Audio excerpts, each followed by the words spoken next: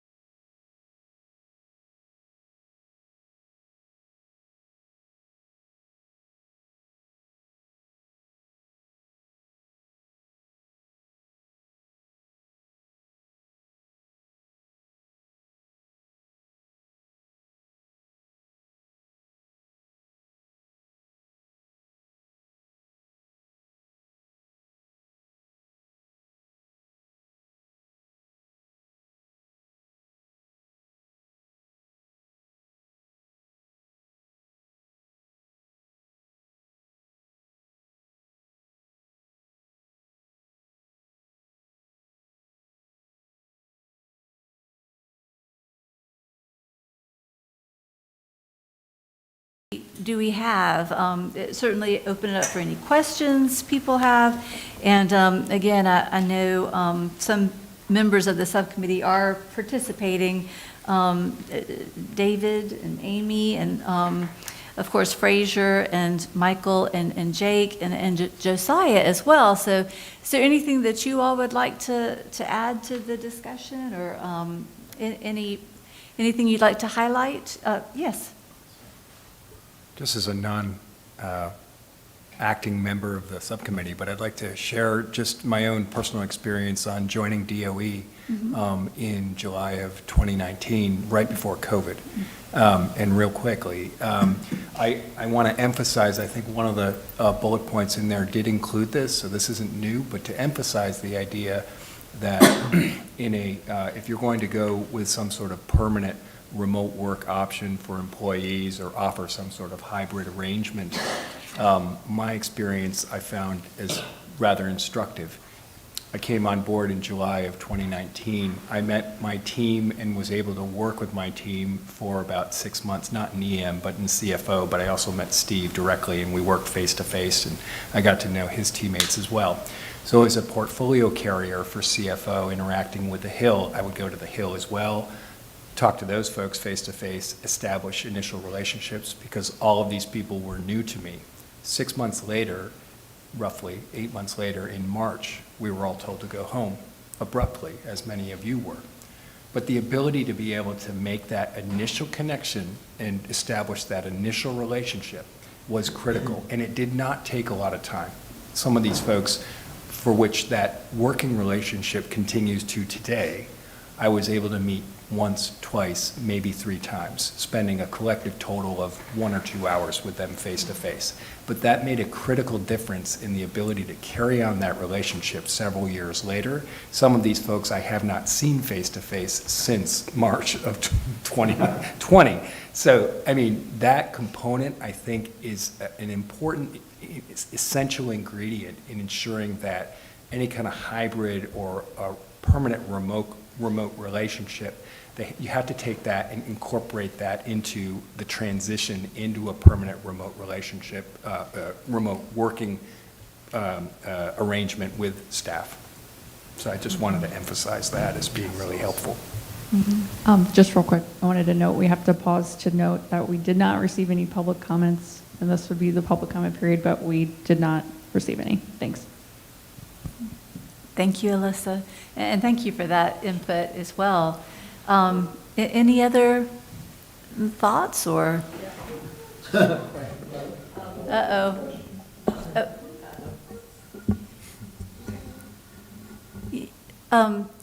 Yes, how about we, it might be frozen again. Are we frozen? We can hear and see you. Oh. Okay. So we'll Amy, and then we'll go to, I think, Jim. Okay. Just real quickly, one of the topics that we was of great interest in, Jake mentioned, we added it kind of the last minute, was how do you conduct a hybrid public meeting? And we've had quite a bit of experience that at our site, and not just with DOE, but the NRC and TVA. Some things go really well and some things don't. And so continuing to look at how do you do the public notices? We're about to lose our newspaper. Do you publish them online? How do you do that? We've had in our traditionally minority neighborhoods, we've actually had our police department go out and put flyers in people's mailboxes. So looking at how do you make people aware of the meetings, I think is really important.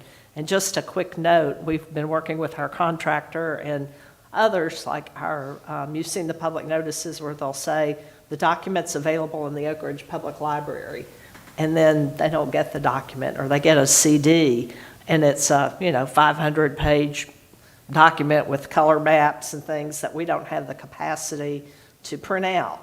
So as we think about how do we do meetings, I think it's very, it's a great asset to be able to do that. But just some of those thoughts about things to pay attention to is something that we included in the report. Mm-hmm. Mm-hmm. Thank you, Amy. So Good save, Alyssa. So, Jim, I think you had a point or a question? Thank you, Shelley. I think I think Fraser called it a quad chart. I think that's really helpful to see the pluses and minuses of each of the options that you all considered and discussed. It occurs to me that in our subcommittee, we talked about a survey.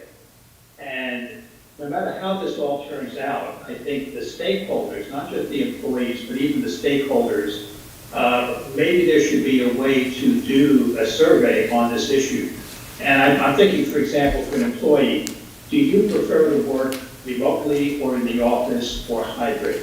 And then another question would be, in your function, what is the best way to accomplish what you're supposed to do in person or remotely or whatever?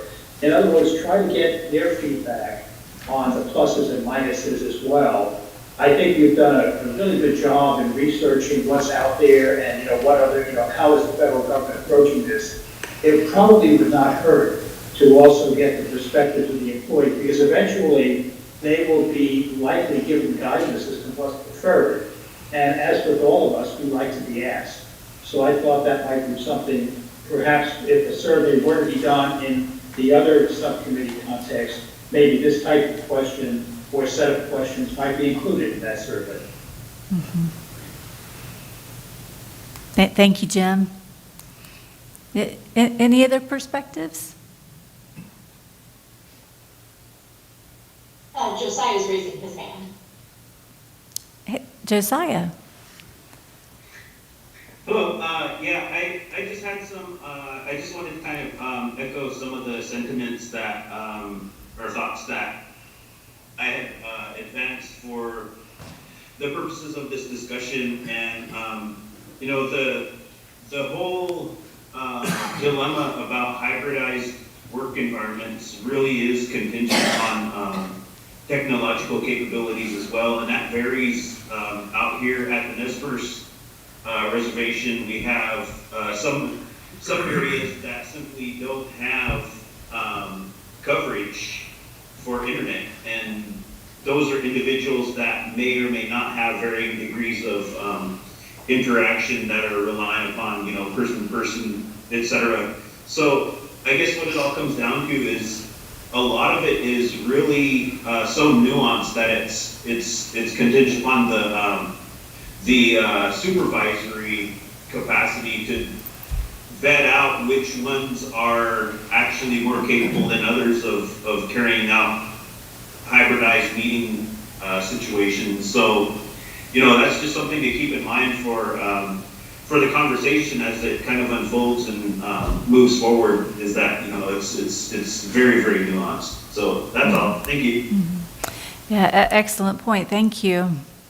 So, okay. Do we have a motion for this recommendation? Could I ask a clarifying question? Yeah. Please. Because I think, is the motion to accept the report, because there are multiple recommendations in both of our reports, actually. Mm-hmm. And so are we're basically saying, as a report, we're accepting the report? Yes, I'm asking if there's a motion to finalize the report and send it. Okay. Thank you. Okay. I make a motion to Okay. finalize the report and to send it. Thank you, Jake. Is there wonderful? Michael Shapiro seconded, and so we'll call for a vote then. All in favor?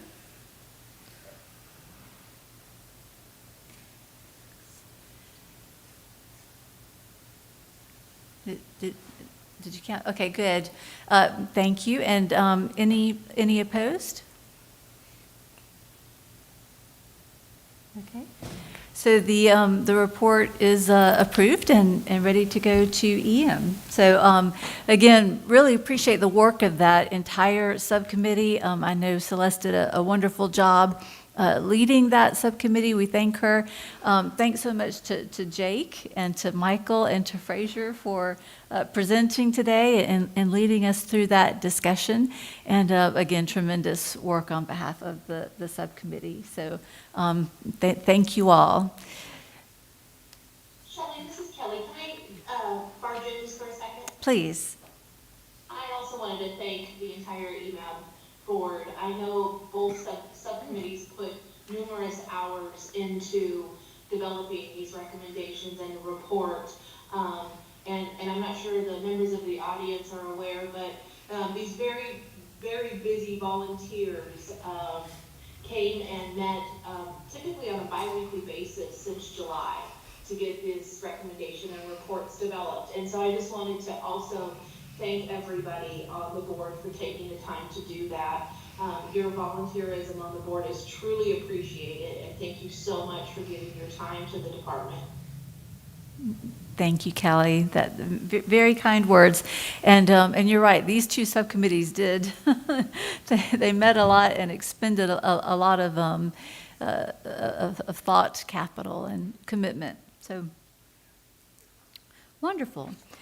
Well, I'd like to introduce the Director of EM's Office of Budget and Planning, Steve Trishman, and he will be updating us on EM's budget and the recently released EM program plan. So thank you, Steve. Well, thank you for having me here. I appreciate it. So this is my, actually I've been in this position now for 6 years. It's hard to believe. It's gone by. It's so much fun. And we were thinking about it in terms of actually budget director years. It's really more like 18 years because you get to do each budget 3 times, right? You formulate it, you help when Congress is trying to enact it, and you're actually executing one. So, but it's interesting. So I assume folks can see the slides, or do we want to put the slides up? Okay, she's put them up.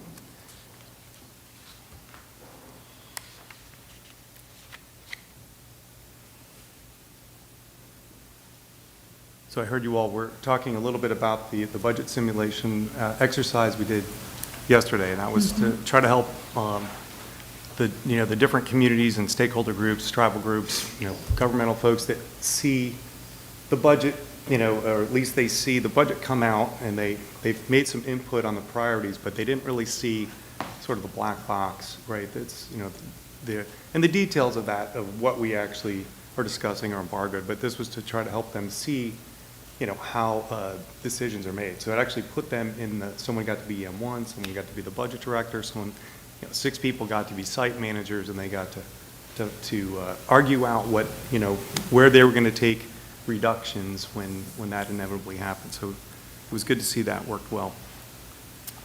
You can go to the first slide. So you can see, if, in case you don't remember where some of our sites are, you can see we still have them scattered about the country and still working on the cleanup, but we are saying 15 sites now, so we've finished up. We went back to Brookhaven and we took the stack down there, so that was one of the projects that we had started, contemplated doing under Recovery Act to finish up, but we just couldn't do that at the time, so we did some other scope there, but we went back and were able to finish that work. Oh, pardon me, Steve, this is Jim. Are the online people seeing the slides? I'm not. I'm not either, no. All right, we'll pause for a second. We're seeing them here, but let's see.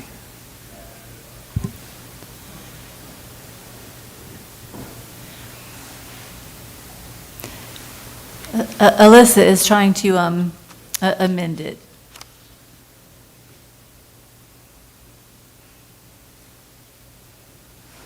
Can you all see it now?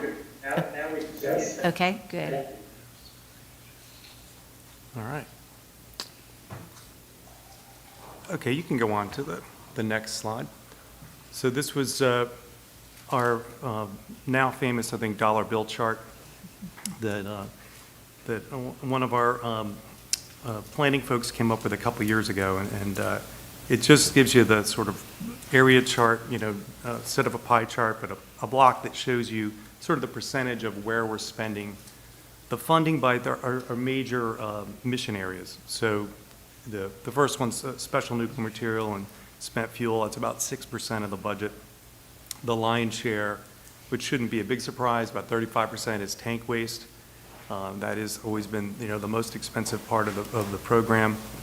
The middle is true and solid waste. The green section is facility D&D, which is not only the active D&D work, but also includes a lot of the surveillance and maintenance, and in some cases, some of the soil remediation work that's sort of embedded with those D&D projects. Then any of our separate soil and groundwater work, that's a separate line. And then the final block is all the site services or the work that's not specifically associated with cleanup. Could be things like, the program direction budget. So that's over $300 million. That supports the roughly 1,200 federal staff at headquarters and in the field. It includes safeguards and security, site infrastructure, things like that. And then down below you can see sort of the check marks for where those things are at each site, as well as the total dollar amounts. So our 23 amended congressional budget request was $7.8 billion, which was the largest one that the administration has made in EM's history. And it's, seeing that kind of support is encouraging. It's also very close to our enacted level, so it makes our planning so much easier, right? Because you're expecting to get close to what the Congress is going to enact versus if you're asking for, say, $6 billion or $6.5 billion and you're getting $7.5 to $8 billion. There's always that question of what, is Congress really going to fully support us or not? So this has made, having that alignment has made it a lot easier for us. So we're in FY23, although we are in a continuing resolution. So we're still operating using the FY22 budget right now, and that CR goes through December 16th, which is coming up on us pretty quick. So we are kind of hopeful, actually, that there's been some talk on the Hill that they are going to extend the CR by a week, which would give them right to the end of this session to try to get a budget through. So there's fingers crossed. That would really be helpful for us to get that done now, and to the rest of the federal agencies, I'm sure as well. If they can't reach agreement before the Christmas break, then we're into the next session, which means the committees will change over for the members that have changed, so that takes them a couple months before they'd really be ready to do the budget again. So it put us at least until February or March timeframe before we would get a final bill. So let's hope they get that worked out, and we'll see what happens. On the 24 requests, so we submitted that to OMB in September, and we should be getting passed back soon. It's usually right around now. Could have been this week, could be next week, could be the week after that. So we're just kind of waiting to see what happens. And hopefully, not over the Christmas break, but I guess anything's possible. So once we get that back, we'll have a very, short period of time, usually 24 hours or so, to decide if there's any appeals that we're going to do. So we went ahead and started drafting appeals for anything we think we're going to need. We'll have those sort of ready to go, and then we, go through the deck and pick ones if we think we need any when we actually get the pass back. So once we get that, we'll put together our 500-page budget document, and that'll roll out hopefully on schedule the first Monday in February, if it goes well. Sometimes that gets delayed, and it might be a couple weeks late, depending on when they officially decide to roll it out, and some other things that are going on. So like last year, you might recall that the bilateral infrastructure bill was making its way through. So I think the administration kind of held off on release of the budget until they saw exactly what was going to happen with that bill. So when there's things like that going on, then that can hold up release of the budget. And I know that Congress doesn't appreciate that because they don't have necessarily an extension of when they have to get their bills done. So it kind of compresses their time frame. But the 25 budget, so we've started, our initial planning for that. We had a workshop with the staff level folks last month to start working on, we've had a tremendous amount of turnover, and you sort of forget that, again, because of the pandemic and us not getting together every year. You sort of lose track of the fact that, some of these people that we're helping put together the budget are, moved on to other jobs, other sites, or retired. So we're having to retrain people on some of the basic things of, how to write really compelling budget narrative, or how to put together your impact statements and appeals and, things like that. So it's, doing that workshop was helpful to, kind of get the folks back together that work on the budget and support it. And then we do another workshop with the field managers in the spring to go over the actual numbers that we'll have for the 25 budget. So we'll put together, each of the sites is working on their information now, then they'll put together their 25 priority list, and we'll compile all that. We'll meet at, I'm sorry, I should have gone on to the next slide. We're on the slide 4. Yeah, sorry about that. So the workshop with the field managers, that allows us to put together an integrated priority list for all of the sites with all of our projects, and look at what we think probably our funding level will be, and kind of come up with some different scenarios so that we're ready, again, once we get direction from the Secretary's office on what we can ask for, we'll be ready to go with that. So we start that in the spring. We kind of paused when the actual budget rollout for 24 happens, and then we get back right to it in June timeframe, so that we're ready to brief the Secretary, and then hopefully get feedback by August, and then we'll submit that next budget to OMB in September. So you can see how it just keeps going. It's like we always joke about, well, we'll have a break here soon in the budget cycle. it just never happens, because you're always responding to the next thing. All right, slide 5. So I'm just going to go over some of the highlights of the 23 budget. So at Office of River Protection, we are ramping up. We're completing, I guess, the cold commissioning phase of the direct feed low activity waste treatment plant, and that because of COVID has been extended a little bit. We were originally had hoped to have hot commissioning by December of 23. It looks like that may move a little bit into 24, but we'll still be working on that commissioning phase. We also are working on ramping up the high-level waste facility. So that's been on hold for several years while we've been working with the state on the analysis of alternatives for tank waste, and but looks like we're very close to reaching agreement, and in all the cases we need a high-level waste facility so we can move forward competently with that. And that's likely to be a direct feed high-level waste facility, similar to the direct feed low-activity waste. Other things we've been working on, we're continuing to still do the single-shell tank retrieval, so in A and AX farms.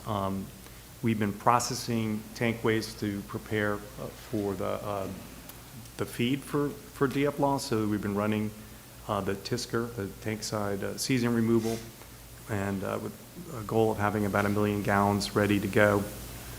And then we started a new project called the West Area Tank Farms Project, and that project is going to help where, on the west side right now, we don't have a way to transfer waste to the east where the waste treatment plant is.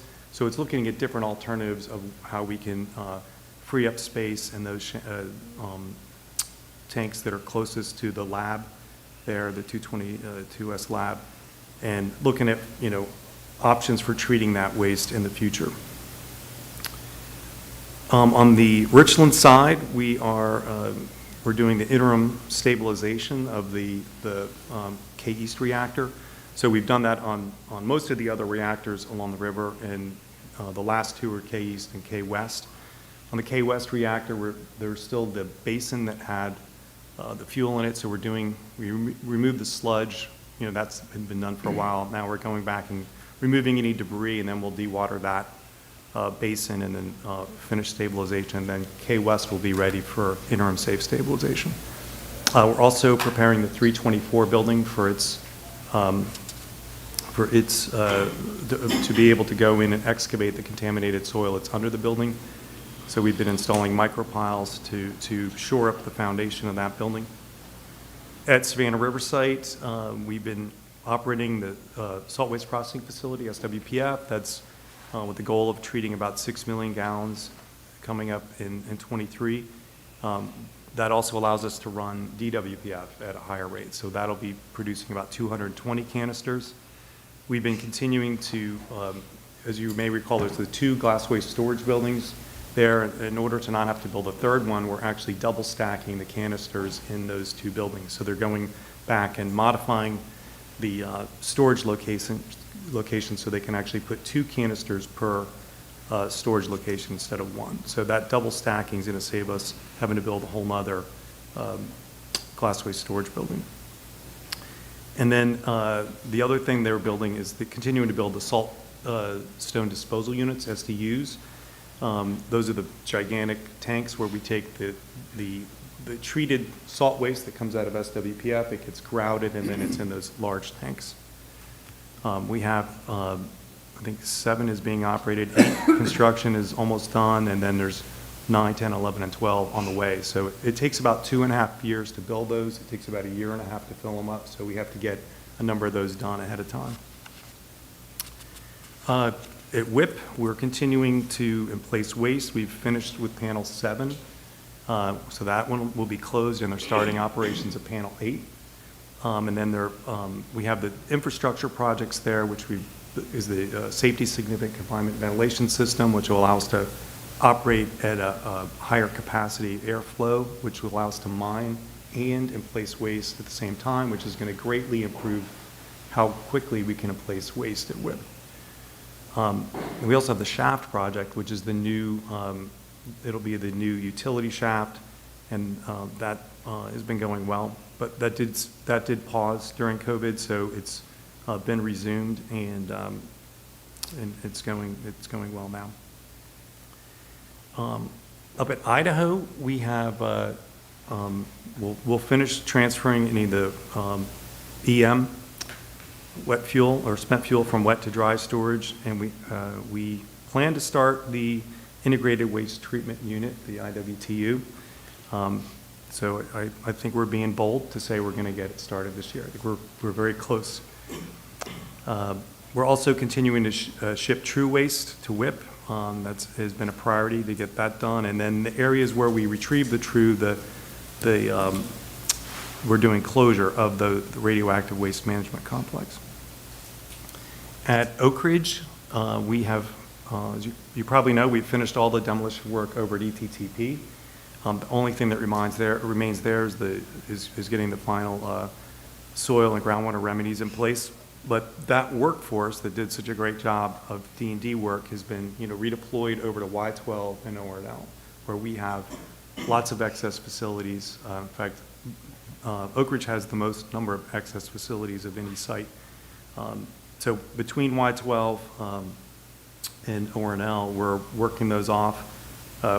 ORNL has, EM has, I think 11 reactors. I don't know if Jay's still here, but I think they have 11 experimental reactors the EM owns. So those are, unlike taking down the big GDPs, which, you get a lot of square footage and you could take a lot down, these things are much more complicated, the reactor facilities and hot cell facilities. So it's a little bit slower pace, a little bit more intricate work.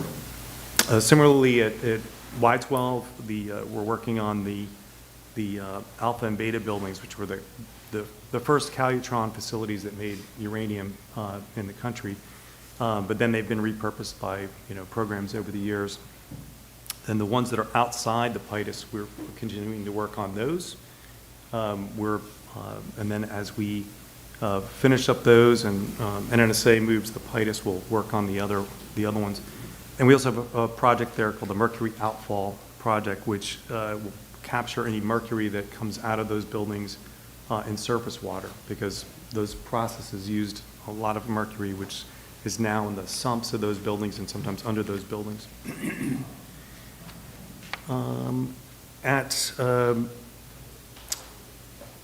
Let's see, Los Alamos, on the last bullet, we're shipping True Waste to WIP, and we're starting decommissioning of one of their excess facilities, the ion beam facility.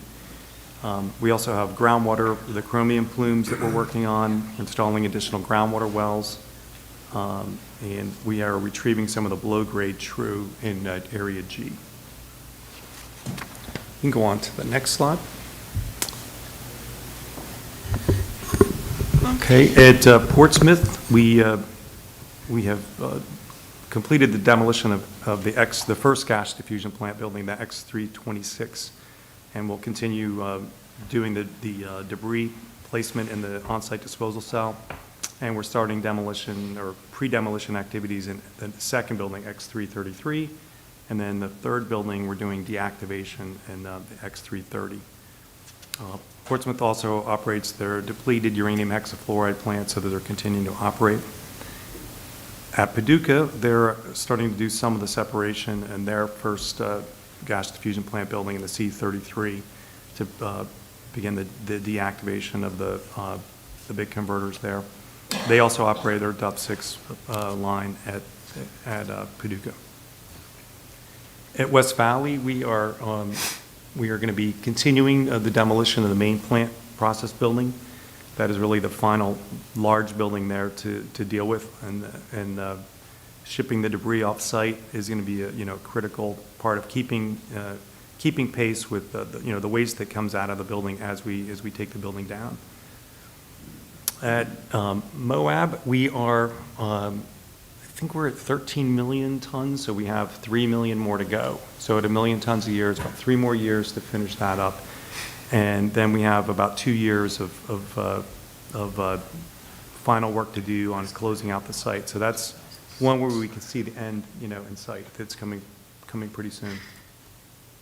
At Lawrence Livermore National Lab, that's an NNSA site. It's about 1 square mile, so they're really cramped for space.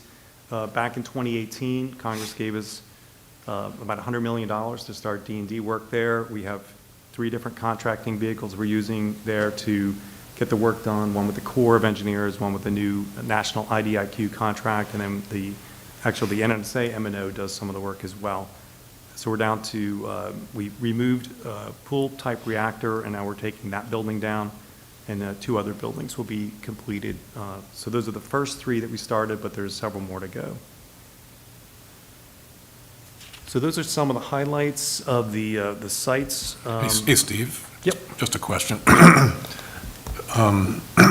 Maybe not 23, but were there any impacts budget-wise to the decision to transition Savannah River to NNSA? So not yet. So not in this budget. Right. But we have worked with NNSA to take care of a couple things to make it easier. So one thing was we started direct funding the legacy pension, so that wouldn't be embedded in the labor rate for each site or in the indirect rate. We're also direct funding the Savannah River National Lab O&M, and so NNSA makes a contribution to that. We make a contribution to that, so that hasn't had to change. But as we go forward, and we haven't made any final decisions yet on, responsibilities, that could change, but likely would be like the 25 budget before we would see that. Thanks. Sure. Sure.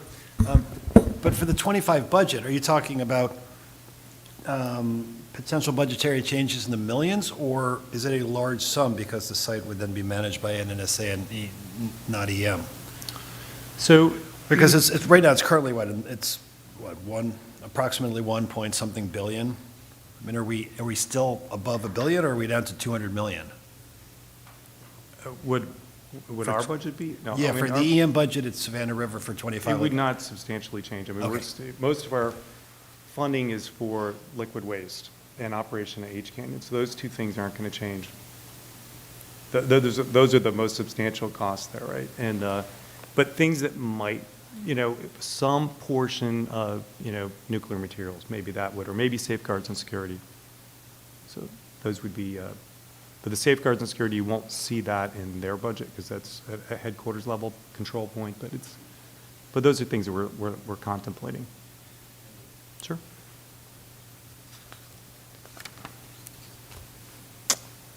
One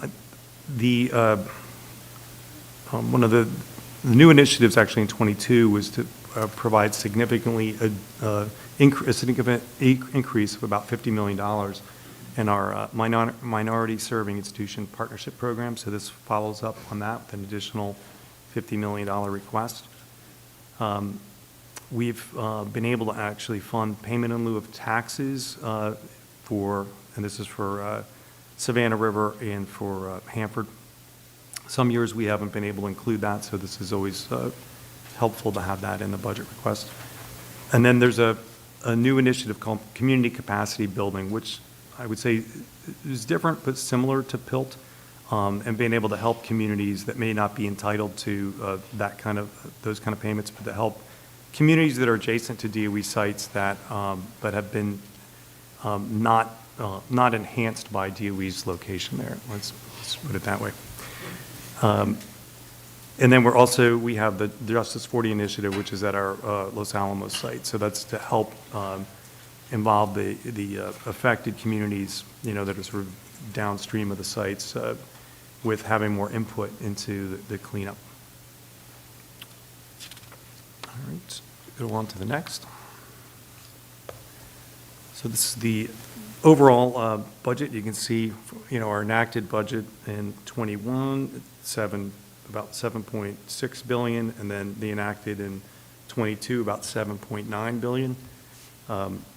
Our amended budget request is 7.8, and then the House and Senate marks, which are right about 7.9 and 8.3. So those are, that's encouraging, I think, having a steady, increase in the budget. It's been helpful. I think with the pandemic, our spending was a little bit challenged on some things, some projects, judging by, we do have a substantial amount of carryover, but we're seeing that spending starting to surge now. So, and for those that track the UED&D fund, that's been sort of a complicated way of paying for the gas diffusion plants at Oak Ridge, Portsmouth, and Paducah. But that fund was set up so that the private sector, the utilities, the nuclear power industry that benefited from the department's generation of uranium would pay a share of the D&D work. So Congress had enacted that so that they made contributions, we made contributions, and that fund, we've been drawing money out of that fund as part of our appropriation and the UED&D appropriation. Well, the balance of that fund now is down to almost zero. So we have to make contributions almost every year to keep, whatever we take out, we have to put money in. So it's, so the different contributions here just reflect different assumptions about how much money and how that the money is going to be put in there. But we had requested $417 million. That's exactly how much we need based on our budget request for UED&D.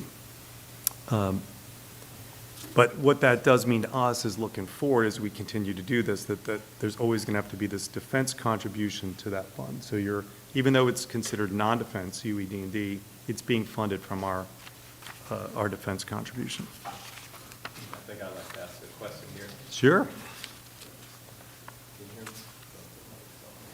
I'm new to the process. Can you hear me?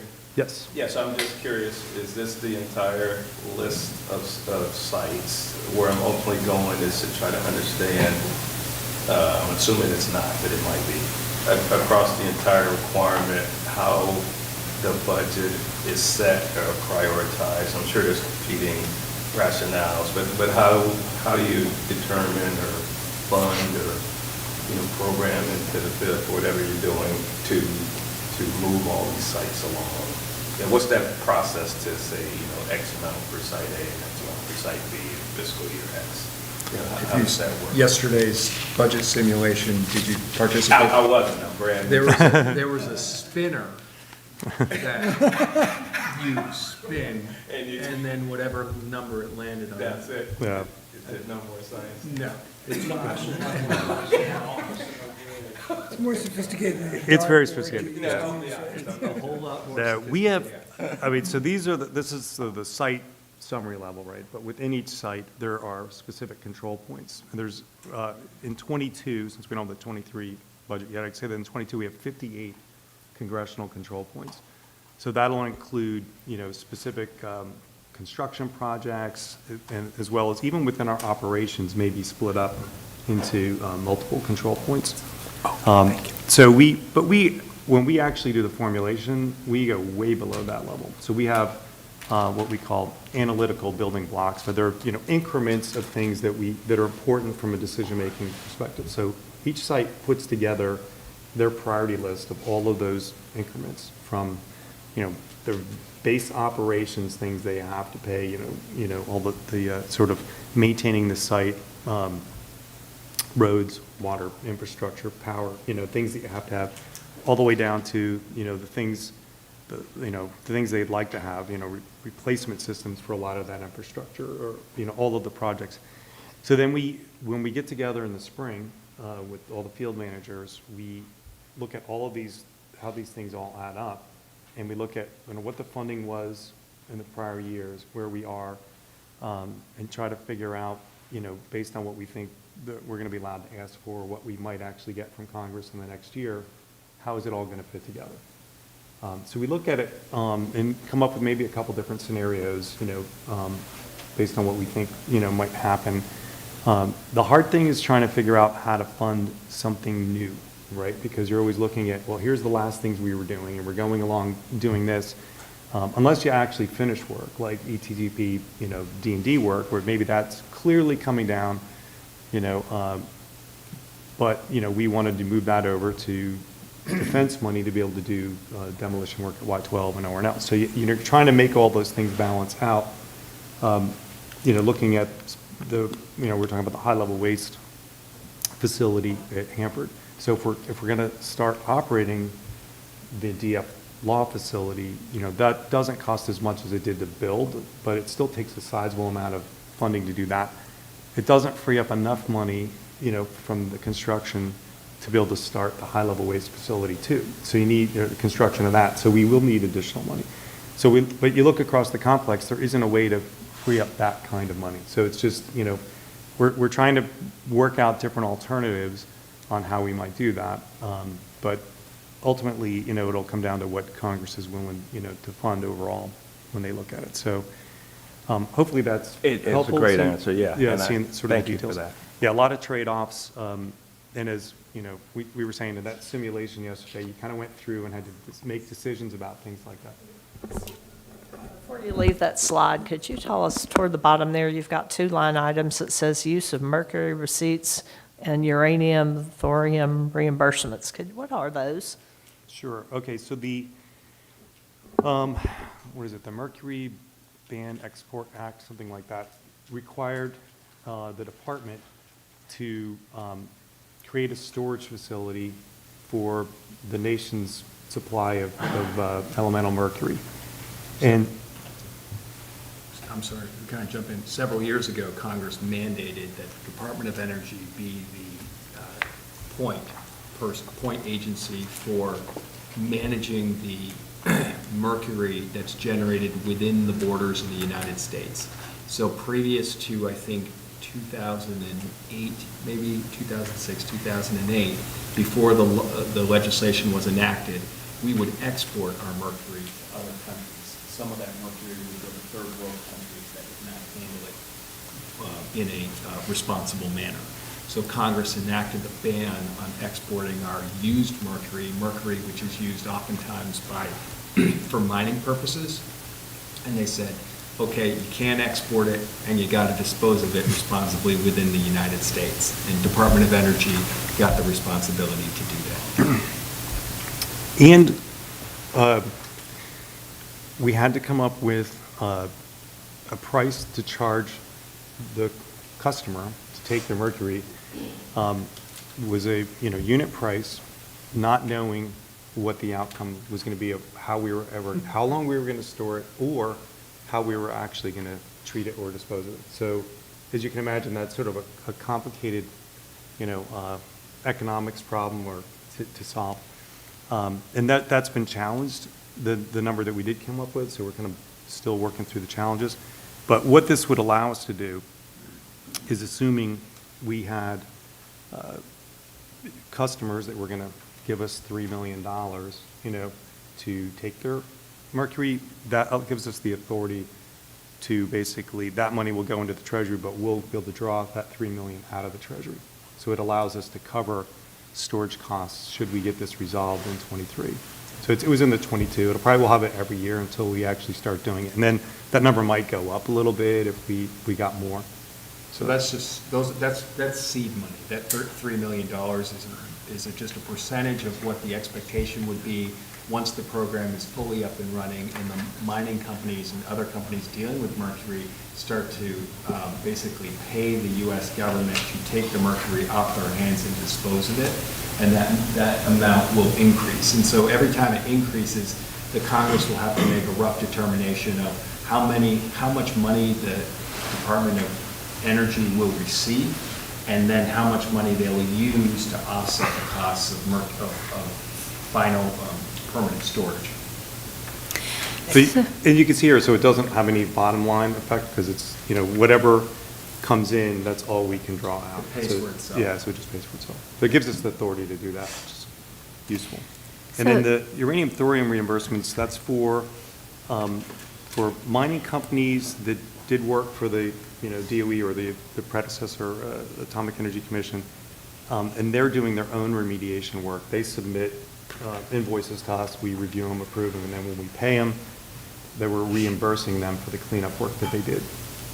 So we're almost done paying that liability off. So just a couple more years at that level should take care of it. But they have to actually submit bills too, so we're waiting on that.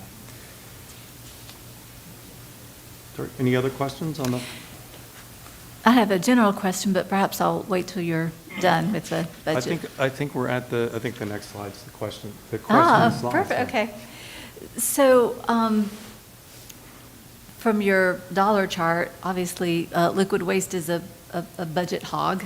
But I'm wondering about the other categories, and here's my question. So, of course, we all know DOE, by and large, meets the same legal requirements that every other private facility does in general. But there have been some instances where DOE was carved out as a special case, like the Federal Facility Compliance Act of '92, carving out mixed waste and how it had its compliant path moving forward, recognizing that it's a special case. They're a whole category unto themselves. We had Section 3116 of the 2005 NDAA for high-level waste, again, recognizing that DOE is kind of a special case, and there needed to be that clarification legally to pave the way forward because of this special case. I'm wondering if y'all have thought of any kind of potential legislation to recognize that maybe DOE groundwater is a special case, and it should be addressed perhaps differently because it's a federal facility with a lot of land mass, a lot of buffer, a lot of square miles, in perpetuity, all of that. I'm just wondering if there's any kind of thought of legislation that might affect any of those other categories cost-wise in a significant way. I'm not sure if I've been too obscure with my question, but. No, it's going to defer to Rob. No, because we haven't, I'm not aware of that, but he may know. Yeah, no, I'm not aware of any special legislation that's been considered. I don't know that it's, there's no bad idea. For sure. Anything that, that would help to advance and to highlight, the work and to move us to closure faster would be, something we would look at. I know we've had a number of legislative proposals, at least since I've been in headquarters, the last 7, 8, 9 years or so, but nothing along those lines, specifically looking at, special funds for groundwater or anything. And I Thank you. think from the Hills perspective, I did a detail there recently, and, if anything, some of the provisions that are discussed move in the other direction in terms of just, holding DOE's feet to the fire rather than to provide any sort of relief or whatever, which is fine. But that's discussion, and it hasn't really impacted us. It hasn't, because it hasn't been enacted. It's just a discussion, and it ebbs and flows depending on what year it is and how much money is at stake and that sort of thing. No changes. Yeah, well, thank you for that. So, and it just struck me because we do know, remembering what Ike said earlier, we know a lot more now than we did 80 years ago. And in some cases, we I think are realizing that DOE's challenges are just much more complex in some areas than other places. And maybe there's a reason to have a special case, but just a thought. Are there any other questions?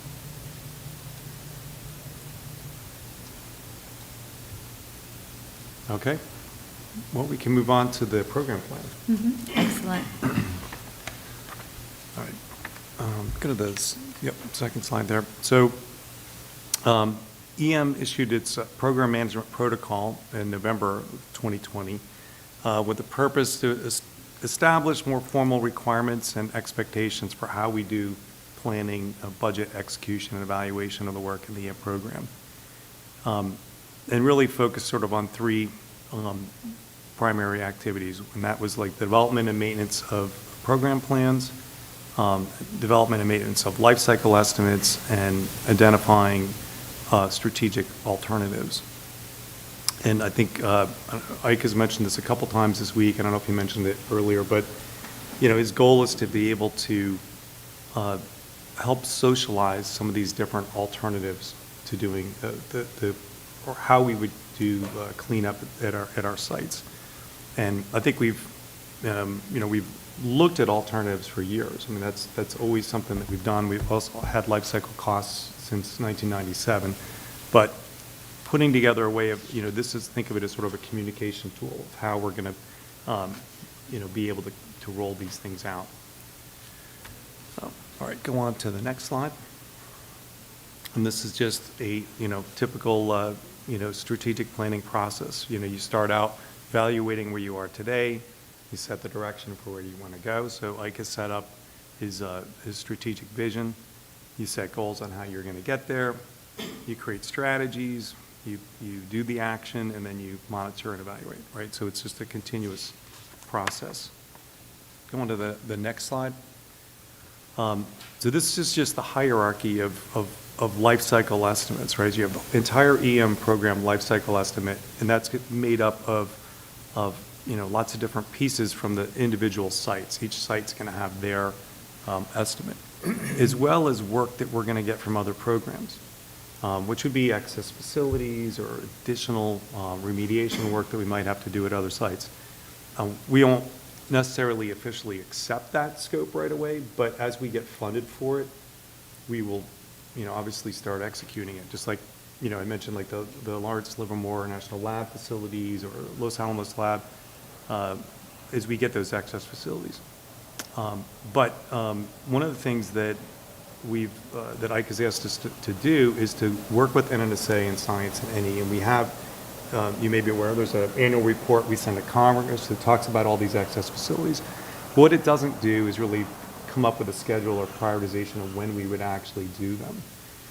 So the idea is to try to look at this and see, well, how does it fit into our overall plan, rather than just have it decided for us, which happens quite a bit, right? If someone just, if we put Congress gives us money for cleanup at a site, we start doing that. And for example, at Lawrence Livermore, we really weren't ready to start doing work. It took us a couple of years to get going there.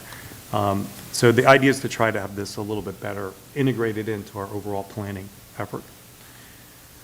And when you look at the federal life cycle estimate, that's made up of, really three components, work that we've actually already done. So that we carry that back to 1997 when we first started tracking the life cycle cost of the program. You look at the section that's going on right now, the federal integrated baseline. If Jim Rispoli's listening, he'll remember we had created the near-term baselines, I think under his watch, and then we had where it says site out-year estimates, that was the out-year planning estimate range. So we had sort of the two increments. This is very similar to that. The difference with the federal integrated site baseline is that using the cleanup contract, the approach that we're using now with the contracting is really more of a task order type of arrangement where we award a contract and then we do task orders. So this allows us to have, a more detailed estimate of the work that we're doing that's currently under contract, as well as the work that we're getting ready to issue as a task order. And it allows us to keep track of that and know, what scope is in and out. Any questions on the life cycle piece? All right. Moving on to the program planning documents. As I mentioned, Ike has had, I think we're in our third year of the EM Vision document. So that really focuses on what are the goals over the next 10 years. And that helps us with alignment, right, for doing our budget prioritization, again, for communicate. Hello? Oh. So we're, am I hearing voices or is everybody? No, sure. Yeah, get my tinfoil hat on. There's the vision document, which, helps us have alignment right across the program, across budget priorities. And it's a communication tool of looking at, what do we hope to get done over the next 10 years? And then we just issued our EM program plan. And I don't know if you've had a chance to look at it, but it's on our website. You can pull it down. And it's, gives a much more, it's a high level, but a more detailed description through the life cycle of what's left to do at each of the sites. And it has some of the highlights of accomplishments. We can never resist having a few of those in there. Here's all the things we've gotten done. But, really kind of lays out what's left to be done. And then each site will have its program plan and probably just focused, in more detail on the next 10 years, but also have end states and probably eventually be more life cycle focused as we work out what some of the alternatives are. But that's really what Ike was hoping was that these could be used as tools, right? So you start looking at, cost, alternatives and ways of doing the cleanup mission that might be more cost effective. You'll be able to integrate these in there. And he's tasked us with really developing for each site, or where it's applicable anyway, probably not, for instance, Moab, since they're almost done, but, for sites that have different options for how we clean it up, at least laying out what those are so that, his successor could come in and be looking at, okay, these are all the different things I could be working on. So it'll help, with sort of transition to the next management team here to have a list of things that they can, be aware of that they can be working on. Sure. And I apologize that I had to take a phone call, and I might have missed this. The site program plans, how do they relate to the life cycle baselines? The life cycle cost estimates, whatever they're exactly called. So the life cycle estimate is the basis of it, right? So that's all of the scope, cost estimates and schedule to get that worked on till the end of the program. And the program plans are just describing that. So it's more of like a communications document to see, what specifically are these things getting done? And what are some of the issues towards getting there? Some of the interdependencies, things like that. So then on this diagram that you're showing, is it a bottoms-up approach?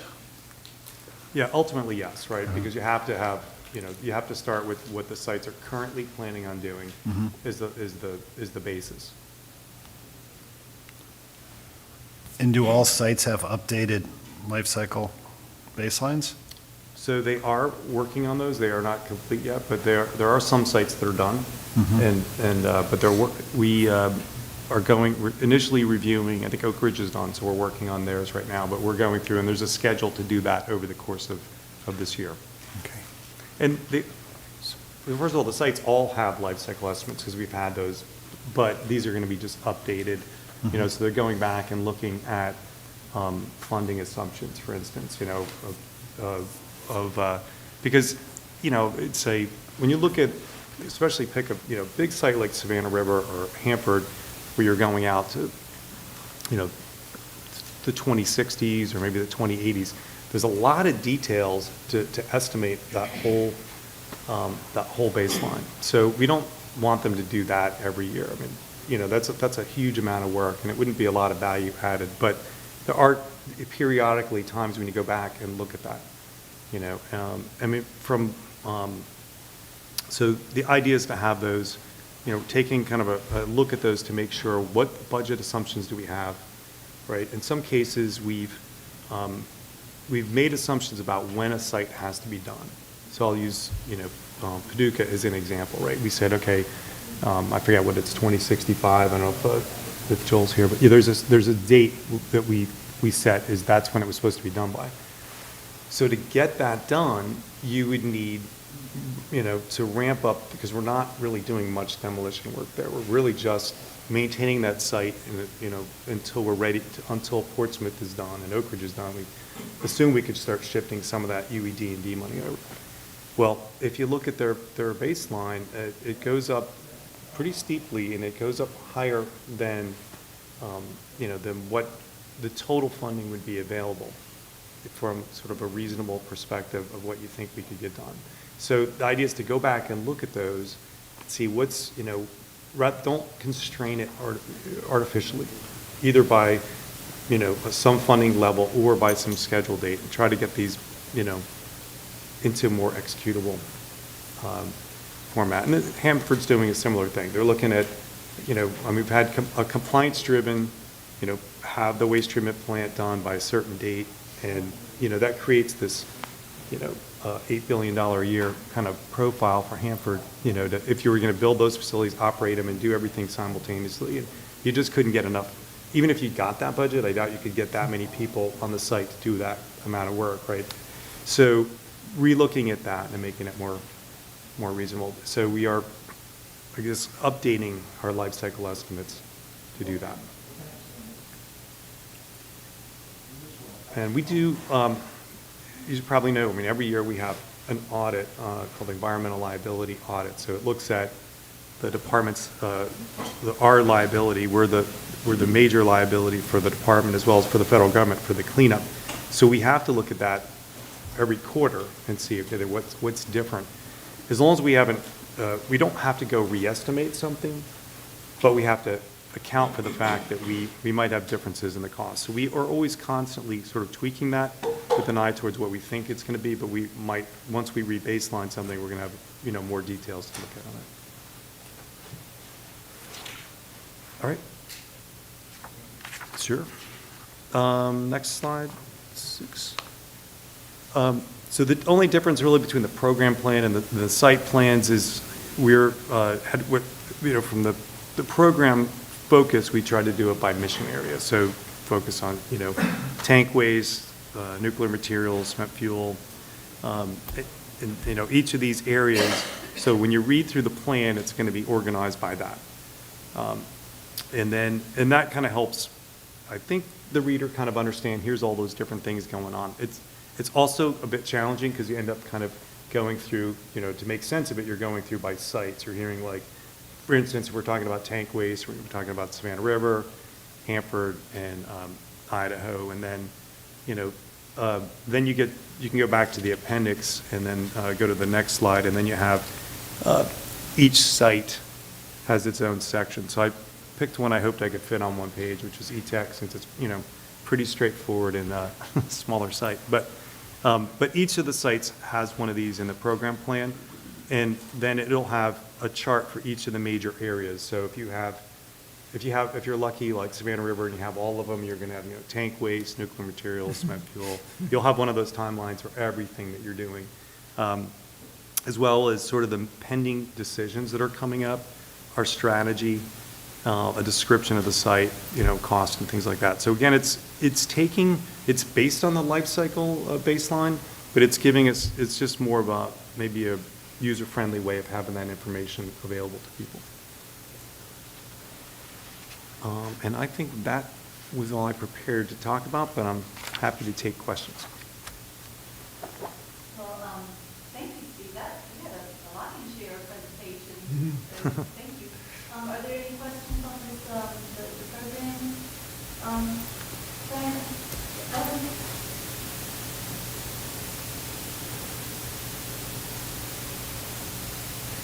And so did you say they're in place for all the sites, or you're working on We did the EM program plan, the headquarters plan, that just got issued. So each of the sites is working on theirs, as well as updating their life cycle plan. So those will be coming out over the next, over the FY23. Okay.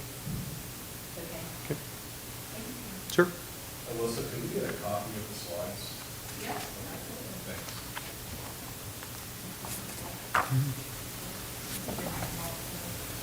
Thanks. Okay. Well, again, Steve, really appreciate that, because you did have a tremendous amount to share with us. So now we'll hear from Kristen Ellis, the Director of Regulatory, Intergovernmental, and Stakeholder Engagement on some of EM's priorities in this space. And she's joined by Rob Seifert, the Acting Director of Infrastructure Management and Disposition Policy. So thank you, Kristen and Rob. No problem, thank you. And we're going to, change it up a little bit since we're getting towards the end of the day. And Betsy Fornish was unable to travel out here today, but she is on the line, so I'm going to turn it over to her at some point to give her portion of 4 as well. And, in working with Kelly and Jocelyn, in looking over the agenda, it had been a little while since EMAB had heard from EM4, and so we wanted to kind of make sure we were able to connect with you all here. Additionally, I'd like to share a little bit of trivia. Kelly and I are the 2 people participating in this meeting today who have been the DFO for the EM Advisory Board, and so I really enjoyed that role earlier in my career and really happy to be in the room with you all again. I can remember some of the folks, actually, there's been a fair amount of turnover on the board, and I don't think anyone's left from the time when I was there, but it's good to get new voices, and this board continues to be a key part of our decision-making, and I'm really happy to be back, and glad we're back in person again, even though it's just a hybrid meeting.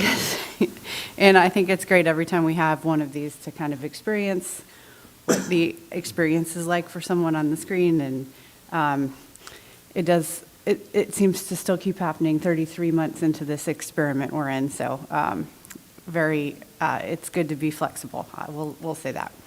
The other reason I thought it would be good for us to kind of get some 4 people in front of you all, we have had a fair amount of change in the organization. You met Jay earlier, and I think some of you know him from his Oak Ridge hat, but in his acting role as the APDAS for 4, and I can shorten all the words there. Since he's come on board, Rob is in an acting capacity because Betsy moved over to 4.2, and she replaced Mark Senderling, who some of you worked with over the years. I'm in a relatively new role, came to this position permanently in September, replacing Mary Kruger, who you all may have worked with as well. So I just thought it would be good to kind of connect people, and I think also you guys may have a copy of the org chart. I find that's very helpful too, because all of the headquarters boxes, there's so many of them.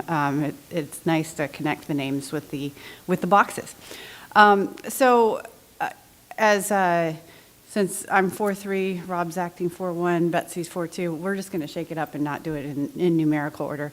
I wanted to just give you a couple updates from our work scope. Some of the topics have already been mentioned a little bit, and we're here in New Orleans, and I do want to echo Ike's thanks for you all working so quickly to get us the recommendations, knowing that we had our dates for our workforce and the expectations that people are wanting some clarity on what we're doing for next steps. I know you guys stepped in and did a lot of legwork to get us to today's date. And also, we had several folks that were coming in for our intergovernmental meeting already in New Orleans, so it just seemed logical to try to make this work today. So I want to thank everyone who was flexible and made that happen for us. Also, I wanted to quickly, I think most of you know Jocelyn already, and she heads up the 432 office. And Aaron White is sitting in the back. He was introduced earlier as well. And he heads up the regulatory compliance office. So I wanted to just share a couple things about both of their offices before I turn it over to Betsy or Rob. It'll be a surprise. The grab bag of things. Right. At least I don't have to bring Roll hers, so, yeah. roll a dice. I'll bring Betsy's stuff, actually. We'll just shake it all up. And just wanted to quickly mention the Regulatory Center of Excellence that's being run out of the Savannah River National Laboratory, and I know Shelley Wilson has some familiarity with that project. We're really excited that that charter was signed and that we've gotten that stood up earlier in this calendar year, and we expect that there'll be lots of kind of future activities coming out of the Regulatory Center of Excellence and kind of building on some of the past recommendations that EMAB has given to us about regulatory partnerships. We know that working with the state regulators is going to be absolutely crucial for us being successful in all of our remaining work, so we're really excited about that and focused on that in Aaron's shop. And additionally, I wanted to quickly mention our update to Order 435.1. For those of you who may have been around the program for a while, I'm thinking particularly of Jim and Fraser. I know we've had folks who've been working on different versions of this all the way back to 1999. So we're in the process now of going through the Directives Review Board and updating the order and the manual to kind of help us revise this based on what our commercial disposal options, where we have some more flexibilities now, and we're incorporating lessons learned and other internal and external reviews to help us realize a lot of process improvement there. So I know Aaron and his team are working very hard on that. So for Jocelyn's scope, wanted to highlight a couple things as well. We're really happy to have gotten all the intergovernmental groups back together again in person this week, as I mentioned. And we've also kind of worked back with our advisory boards as well, both hybrid and in person, and really appreciate your work giving us feedback on how stakeholder engagement can happen in a virtual environment. And this is a really real issue for us. And, we hear about access to internet and access to meetings and when should we be having meetings. And, we saw a real uptick in participation during the pandemic. So we'd like to take the benefits of that, but recognizing that an in-person conversation is totally different than a virtual one. So trying to have the best of all of the worlds. And, Amy mentioned, how sharing public notices via mailbox, these types of issues of how do we engage with the public, how do we engage with people who get all of their information from Facebook or TikTok or something like that, versus maybe checking their actual physical mailbox for a piece of paper. So again, appreciate your insights on kind of the hybrid workforce. That's part of all of those larger issues that we're facing. And Steve also mentioned the community capacity building line item in the budget. And we, like everyone else, are waiting to see when the budget will arrive and what our final funding number is. But as Steve mentioned, this is kind of, he likened it to PILT. I think it'll be a potential opportunity for us to work more directly with our stakeholders and get them involved in some of our decision-making in ways that they weren't able to previously. And so we're excited to kind of develop this project and see, based on what funding levels we get there, thinking about a whole suite of options for our stakeholders, and maybe it's community restoration projects, community investments, community reuse, economic development for site reindustrialization, all of these types of issues that I know EMAB has been involved with off and on over the years. So we're excited about that as well. I also wanted to take a moment to mention workforce, since we can't go an hour without mentioning workforce anymore. Wanted to mention, we had at the National Cleanup Workshop earlier this year in September, we convened a workforce summit with ECA and some of their executive board members, and also with FCOG, our contractors group, to kind of have a conversation about, what are the near-term and the longer-term issues, how is everyone thinking about it, and what makes sense for us to kind of tackle in the near term and the long term.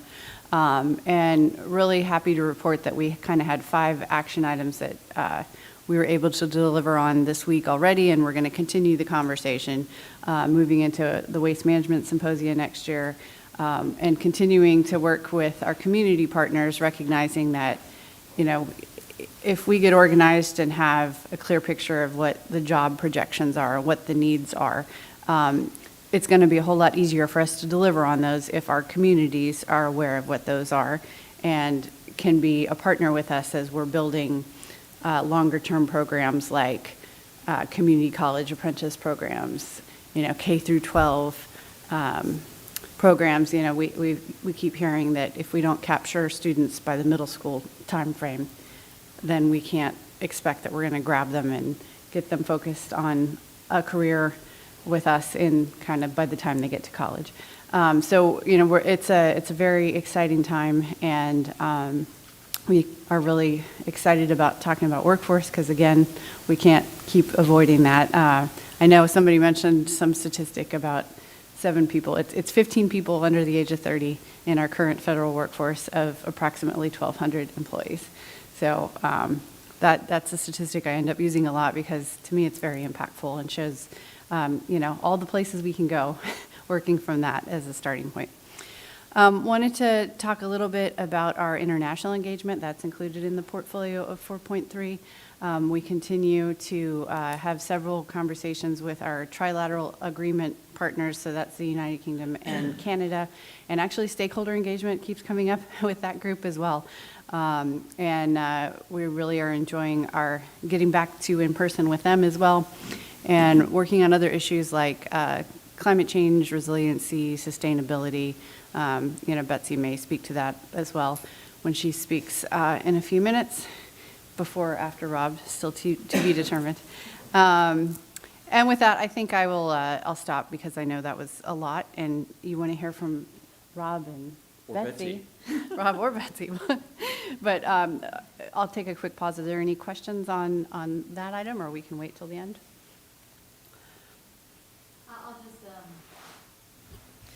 I'll just pass along one comment that I heard, again, when I was roaming the halls, talking to other colleagues.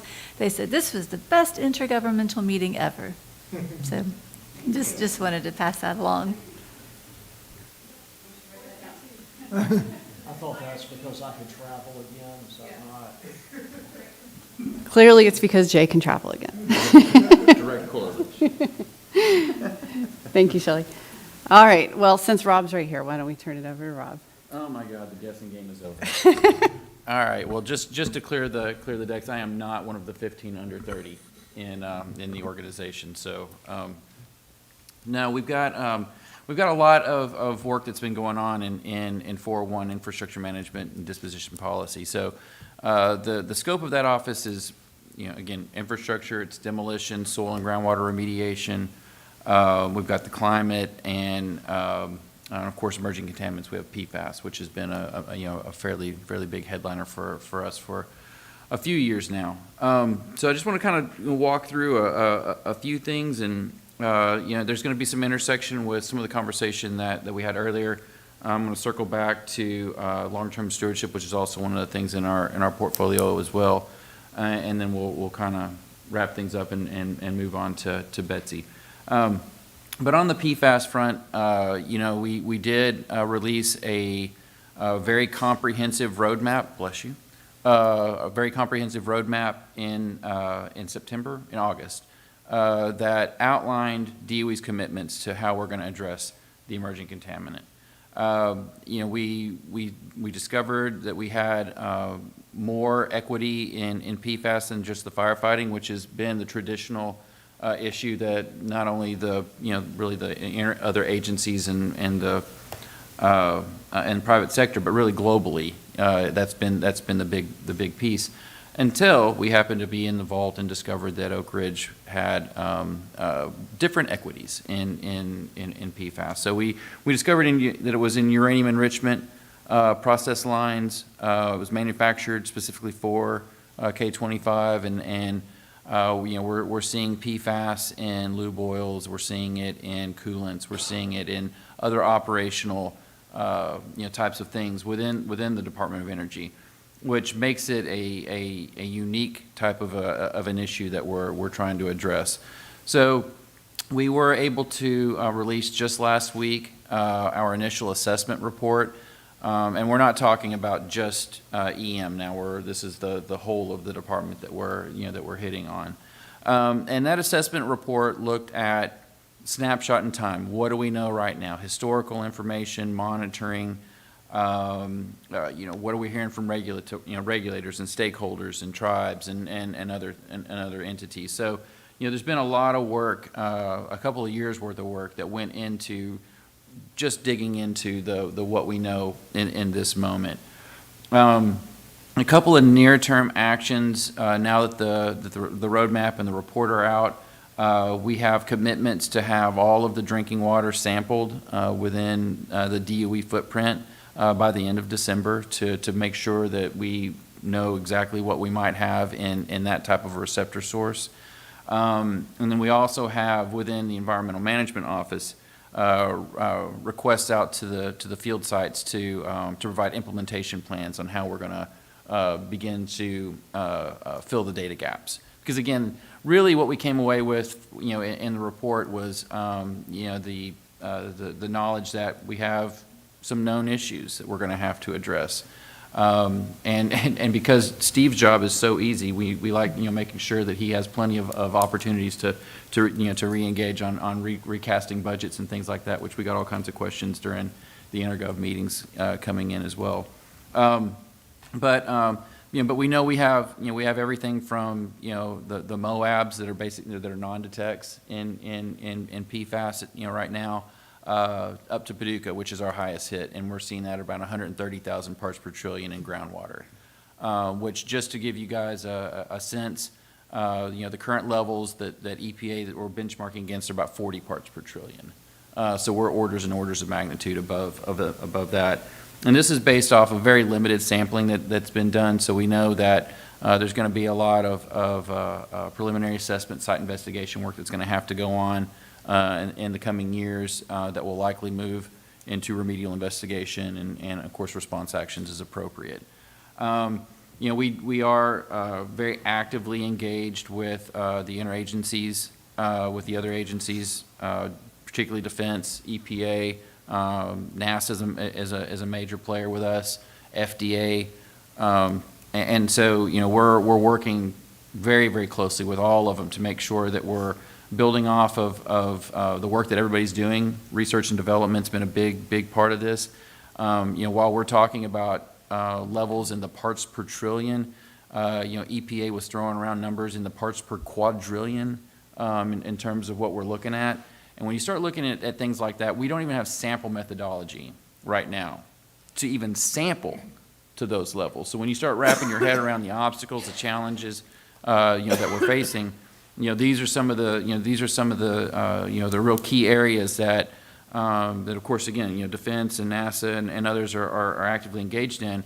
But we're also bringing the full weight of the National Laboratory Network that we have in the Department of Energy to really partner with all of these other groups to figure out how we can collectively solve these problems. So, again, tip of the iceberg. I know it sounds like we've been working this for a few years, but really we're hitting the ground and things are really running pretty fast right now. So we'll keep folks posted on that. There'll be a lot coming right after the first of the year as we get these implementation plans and start, working with, the local, state, and regional regulators and stakeholders to build the plans for how we're going to fill those data gaps.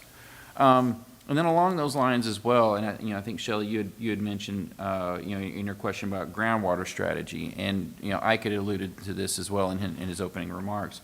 So one of the things that we also are doing in our office is we did an accelerated groundwater closure review, where we're working with each of the sites, trying to get a benchmark of where we are, from a groundwater perspective. And we recognize that there's more to it. I mean, we have soils, we have tanks, and so this is kind of like a phased approach that we're hitting. But we want to get an idea of where we are in the groundwater world, where our obstacles are for success, and what would it take to be able to pull things back and to try to accelerate closure in the groundwater space. Savannah River National Lab was kind of the headliner in terms of conducting the research, and right now they are wrapping up reports and recommendations, and we'll be going through the briefing process to kind of walk through what we're seeing at each of the sites, and of course along with like with everything, it's going to depend in terms of where the regulators are saying, what the stakeholders are thinking. I had opportunities, the past couple of days to talk to folks from TDEC about what some of their thoughts were along these lines. And, there's various tolerances for things like monitored natural attenuation, technical impracticability, the use of pump and treats, et cetera, et cetera. So there's a lot of things that are going to kind of come into focus a little bit more on that. So on the infrastructure side of things, we really have revamped that program. We spent the past 3 years working with NNSA to try to understand how their approach to infrastructure management has been. They've had a very dynamic and robust program, that goes through all of their infrastructure at all of their sites, and they try to score, where their biggest issues are. So they'll look at a facility and they'll give it a ranking, and then it kind of falls in terms of what upgrades are going to be needed, where we have facilities that are going to move into excess space, et cetera, et cetera. So, our office has we've revamped our program, and we held our first deep dives this past year, looking at where we are in infrastructure space, and again, we're continuing to build that and learn lessons about how to make those evaluations better. We're looking at different programs that are out there. For instance, the RAMP program, which is the Roof Asset Management program that NNSA is responsible for, and it's basically a cost program that allows for kind of an economies of scale, where you can bring in contractors at a cheaper price to come in and assess, and then work towards roof replacements. And again, this is we've had these issues in the past, and a lot of the buildings that we're talking about are buildings that are slated for demolition in the relative near term. Nobody wants to put a new roof on a building you're going to tear down, and you think about what your investment is there. But there's been lessons learned that, even though you're tearing, some of these buildings down, it's going to take years to do it. And in order to do it right, you got to have stable infrastructure to be able to operate on. So, we are evaluating all of these types of things as a part of this new infrastructure program that we have. And again, along those lines, kind of transitioning over into excess facility space, we do have a very strong partnership with the other program offices, as was mentioned earlier, and we'll kind of hit on this transition to LM space, as well as some of the other transition things that we're dealing with. You've got you've got a lot of things kind of in play. Facilities are deemed as excess. We're working with the NNSAs and the NEs and other science who are identifying these facilities, and we've got them scheduled for coming over into the system, so that we can take them on. For the most part, those are done through MOUs, and then once we're complete with our work of demolishing those, the clean parcel goes back to, the original program office. Now, in what we kind of ran into, fairly recently is it's not just excess facilities now that we're dealing with, but deferred remediation. So, we're seeing some of the program offices that are starting to consider, some of the other soil and groundwater scope of work that's out there. And so, we're working right now to build a parallel program similar to the excess facility transition, where we're able to look at or the deferred remediation scope and what that would look like to come in. And again, it's going to be through MOUs. It'll require us to make sure that we've got, budgets requested and contracts in place and things like that. And we're looking at how to integrate that deferred remediation with the excess facilities, because again, this is going to be, it's all new work that's kind of coming in to the program. So it's how do we bin it all together and then rank it as a grouping to make sure that, we're hitting the highest priority things along the way. So that's relatively new, just really in the past handful of months. So we're just getting the teams together to start thinking about what that strategy is going to look like and how we're going to do that integration.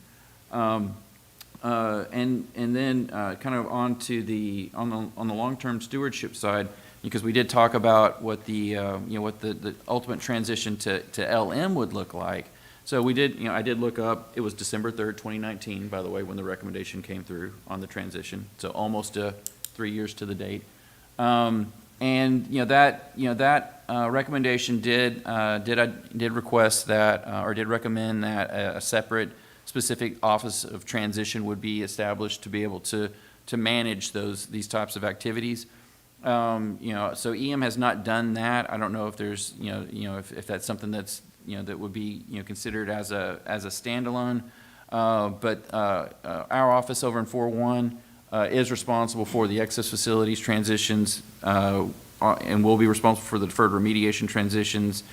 And we do serve as the long-term stewardship management for EM. So, kind of pulling it all together, that, all of those kind of fall within the portfolio of the work that we're doing.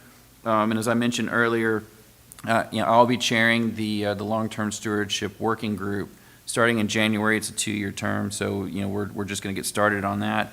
We did make some significant headway in pulling together a long-term or a site transition framework document, where, and again, this is a departmental activity, not just an EM. So from a departmental perspective, how are we going to consistently look at how to get sites or portions of sites transitioned over to LM? What do we need to look at? And we're looking at everything from what types of environmental monitoring are in place. What are the GIS requirements? Pretty much anything and everything. And so we're